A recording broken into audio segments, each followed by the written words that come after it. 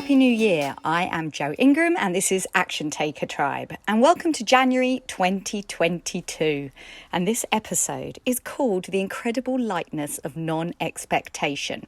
You know, when I was thinking and conceiving this episode, I thought of calling it The Crushing Weight of Expectation. But that's no way to start the new year, right? However, it might be the way that you are starting the new year. When you really think about heading into January, how light are you feeling? Or are you feeling that you really have to achieve more this year than last year?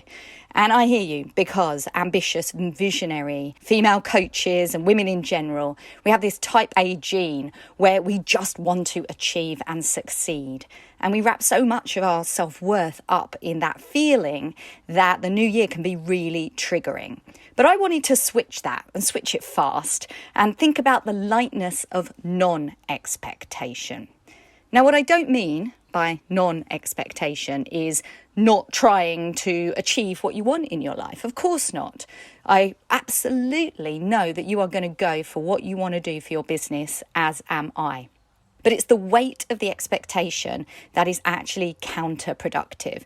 It literally holds us back in so many ways because we feel stuck and we feel frustrated and we get into this negative thought spiral. You know the one, the spiral of struggle, the one where we start pushing harder, doing more, because we feel that if we're pushing harder, doing more and working more, then surely we're going to succeed and we're going to feel like we're actually being productive and we're getting somewhere.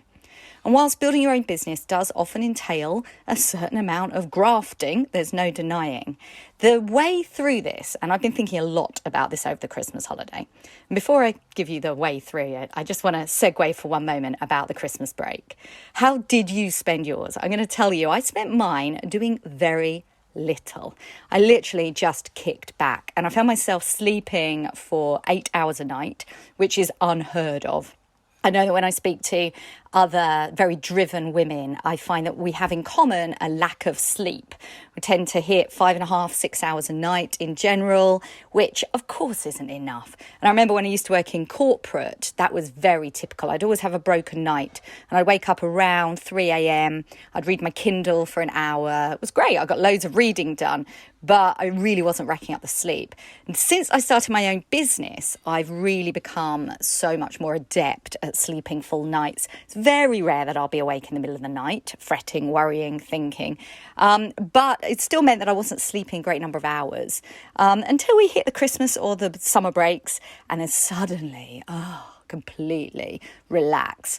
And I'm hitting those 8 hours, as are the kids. They're like coming out of bed at 9, 10 o'clock in the morning. It's a household of total relaxation, which sounds sublime, but actually I found in parts it quite hard to deal with. I found my own lack of action hard to deal with.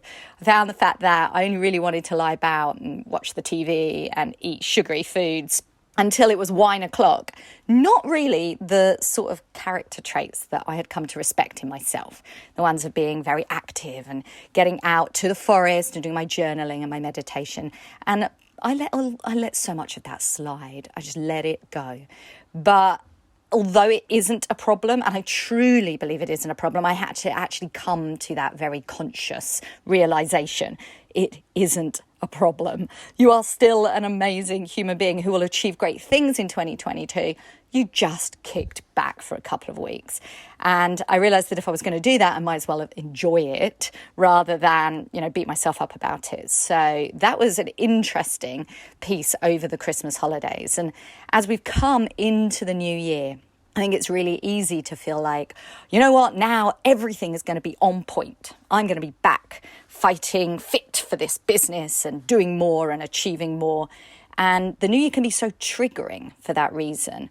And like I was saying earlier, actually, when you put that weight of expectation on yourself, certainly from a law of attraction point of view and a spiritual point of view, you're actually blocking the energy that is expansive and spacious, the energy that's going to see you blossom and grow with ease. And so maybe unlike other podcasts you're listening to at the moment or other books you're reading, I would like to invite you as we enter into the new year to actually take that expectation off your shoulders. Now, the way to remove the weight of expectation isn't simply to say, oh, who cares, whatever. No. It's about feeling an intentionality. And that's what I would like to invite you to consider today. What are your intentions for 2022? Now, we're not talking about getting out your to-do list. Now, if anyone knows about productivity and to-do lists, it is me. I am obsessed and have been for many, many years about getting the to-do list together and being productive.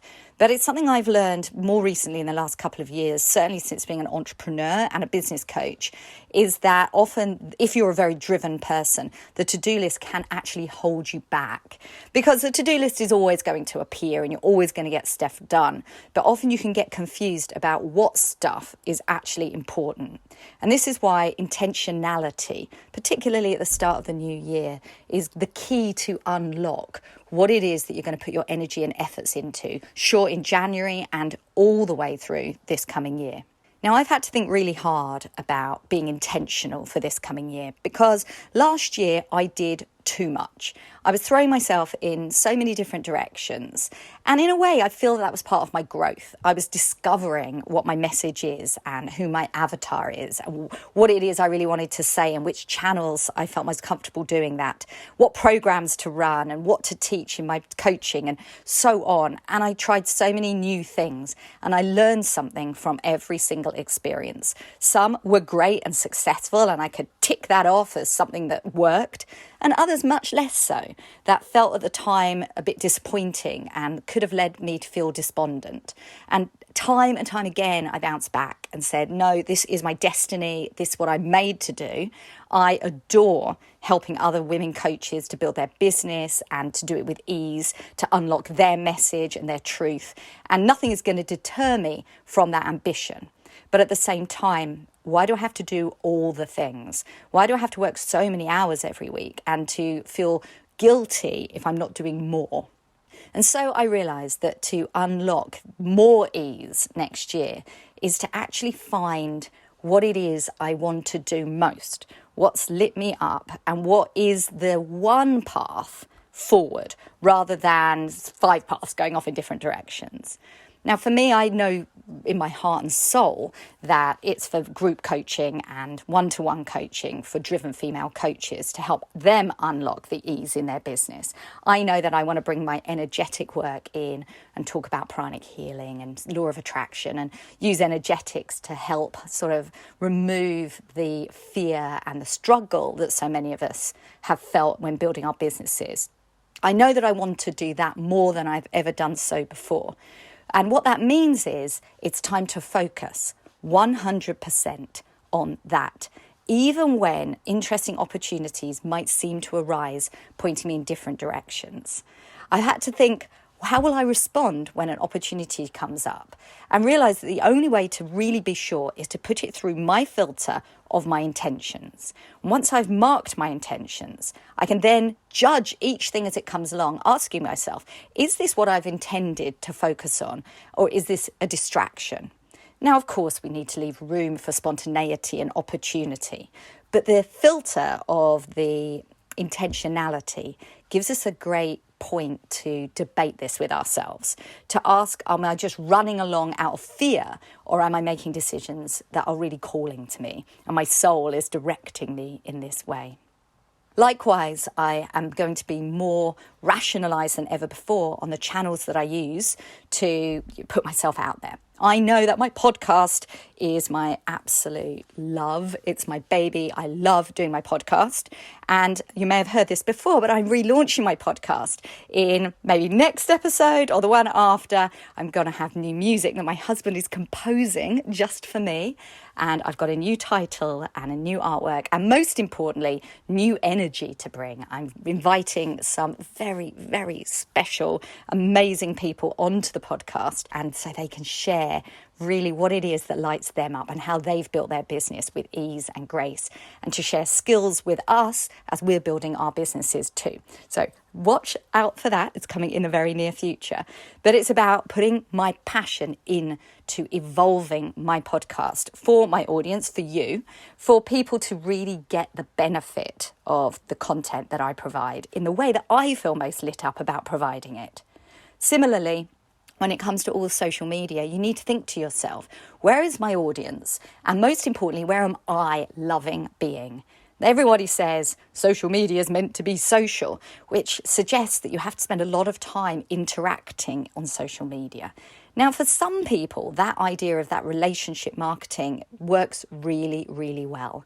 But I know I have certainly struggled with it. And for others, it's not a place that they feel comfortable spending a lot of time. They feel that they get sucked into a time vacuum and aren't really feeling the joy in spending a lot of time on social media, interacting with people who they may not have met before and so on. Now, you need to do what feels right for you, but intentionality is what's going to unlock the right decisions for this coming year. And what I'm seeking here and what I'm suggesting is an opportunity to rationalize the things that you're doing. Pick a social media channel, 1, 2 at most. Pick a program, pick a way that you teach and focus on it. Put all your energy and focus on that and build it. Keep building it. Become super comfortable at it. I'm already being invited to be interviewed on other people's podcasts, and I know what my message is now because I'm intentional for 2022. This is my message and this is what I'm teaching.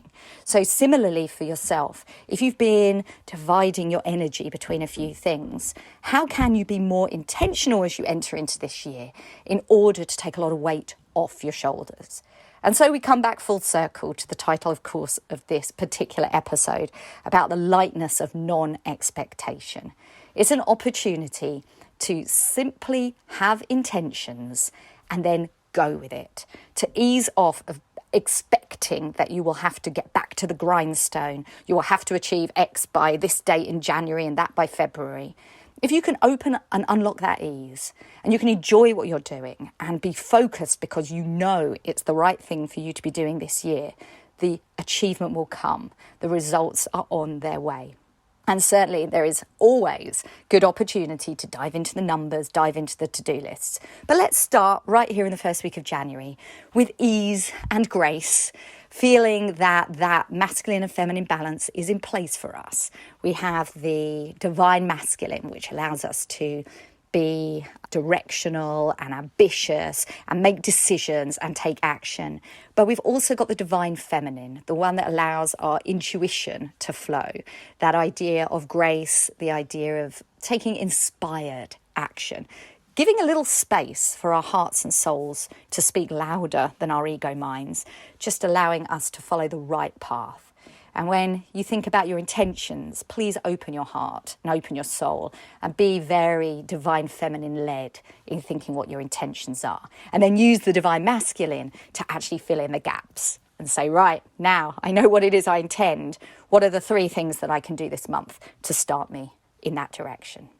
And so I will say again, Happy New Year, with all my love to you in this very special year of 2022. I'm feeling really optimistic. I feel so excited for all of us this year. I feel like we turned a corner and I feel like it's coming. Whatever it is that we're meant to have, we're going to start seeing that abundance come in this year. And if you want to have a chat with me about how I can help you, I'm here and I have my business breakthrough calls, which are absolutely there for you if you want to see how you can unlock your ease, grace, and of course your authentic message. Just drop into the show notes and you can find a link there to put in a call with me so we can have a little chat about whether you'd be right to work with me one-to-one or perhaps join my forthcoming group program that's hopefully starting in the very near future. I hope to speak to you soon. I wish you the best of everything this year. Have an inspired action 2022. Take care. Bye now.